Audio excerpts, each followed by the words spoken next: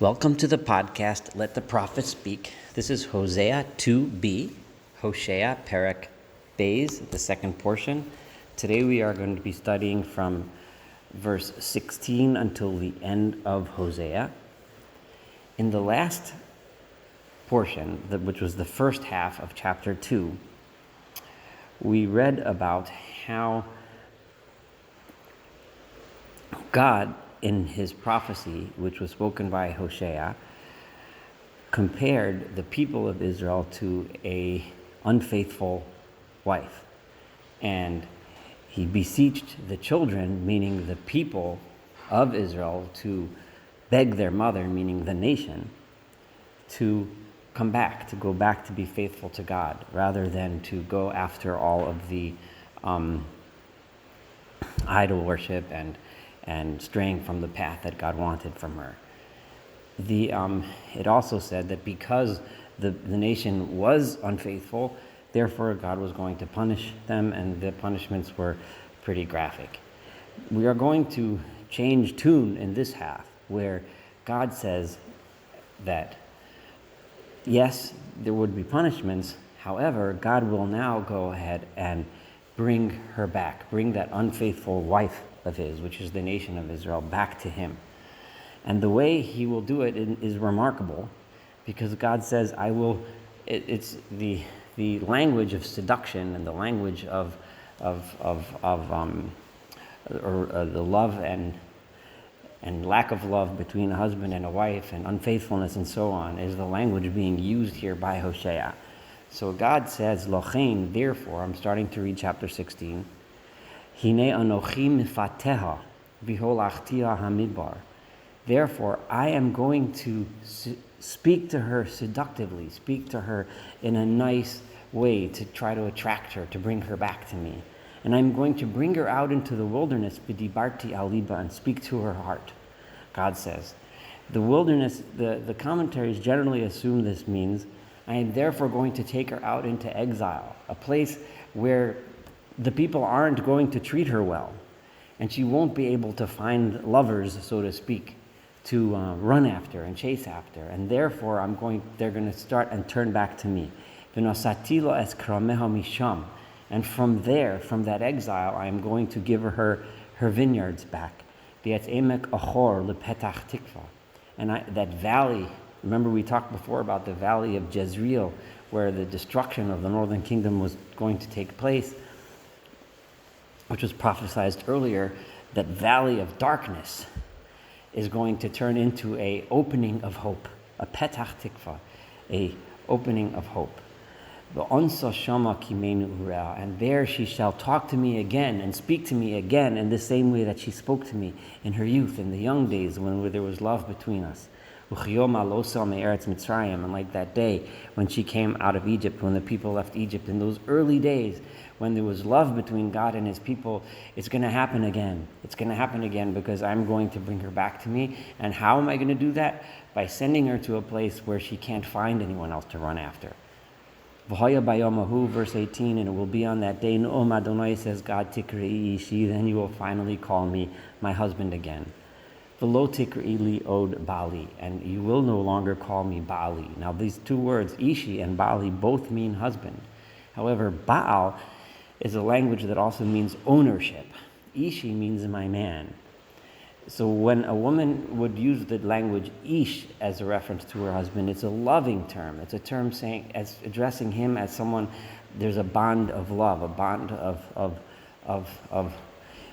respect. Whereas Bali, if a woman refers to her husband as Bali, it's like, he's my owner. I'm subservient to him. I have to listen to what he says. Which is not a very loving relationship. It's not a strong relationship. And God says the people will come back to me not because they think I'm their owner and then they're going to look for everything else, any other excuse to get away, but they're going to look at me, God says, like an ish, like the husband, like the loving husband, and the husband that she loves, that she wants to be with. And I'm going to remove those names of the Baalim. Now this is a double meaning. Baalim here means those idols, which were called the Baalim, the Baal, which we are very familiar with from many places in Tanakh. But it also means that language of ownership, will be removed from her mouth. She will no longer anymore I will no longer be a burden to them. That idea when, it's so hard to keep God's words. It's so hard to keep His commandments. Those kinds of feelings lead people astray. They lead people to want to find some other path. But those things will be gone, and the people, the nation, will no longer call me that. They will no longer mention those kinds of terms when they refer to God. It will be only bonds of love. And I will then, on that day, make with them a covenant. And with whom? Im chayas hasadeh, with the animals of the field, v'im ofa shamayim, and the birds of the heaven, v'remes ha'adama, and all the crawling animals along the ground. This is imagery which we had repeatedly in Isaiah, and I know I've mentioned several times, and I'm going to continue to point out parallels between the prophecies of Yeshayahu, Isaiah, and Hosea. The idea that in the future times, in the times of the Messiah, there will be peace in nature. There will be peace with the natural world, that the animals will find abundance, the fields and the grass and the trees and so on. The imagery that God says, I will make a covenant with them. I will give them the beautiful beauty of the natural world will be restored. And the keshet, the cherev, u'milchama, and bows and swords and war, eshbar min haaretz, I will cease from the land. I will take it away from the land. No more war. And they, all of them, meaning the entire world, human beings and animals, will be able to rest forever from then on. This is God saying again that idea that we also found in Yeshayahu, the idea of war being over, beat the swords into plowshares and so on, and those ideas which Isaiah, Yeshayahu expressed also. Hosea again expresses that idea here. And what will be then? Again, with using this language of marriage, this language of the bond of love between a husband and wife, Erastichli, I will betroth you le'olam, forever. Now the erastich, the you, presumably refers to those whom God was referring to in the previous verse, which is all of the creatures of the world. So God is saying, I will betroth you forever. The erastichli, and I will betroth you with what? B'tzedek u'v'mishpat, with justice and righteousness, u'v'chesed, and kindness, u'v'rachamim, and mercy. This again reminds us of what we saw in Yeshayahu repeatedly over and over again, and throughout many of the prophets, which we'll all study together. The bottom line of the future is, the bottom line between God and His world is justice and righteousness. And then added here, kindness and mercy.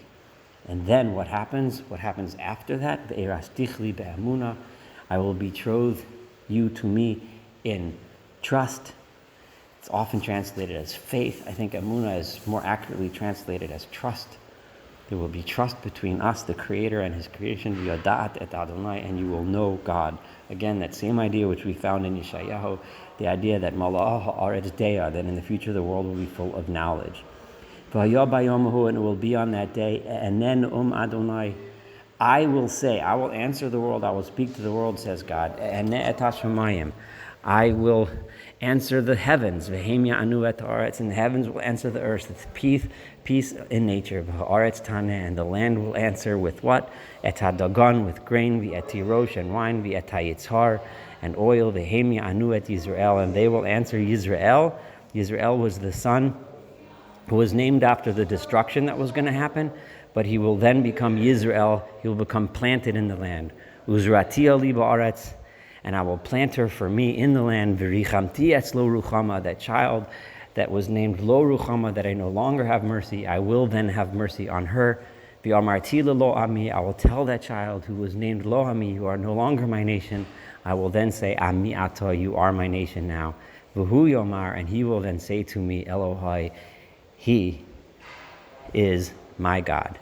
Thank you so much for studying Hosea chapter 2 together. Looking forward to studying chapter 3 in the next podcast.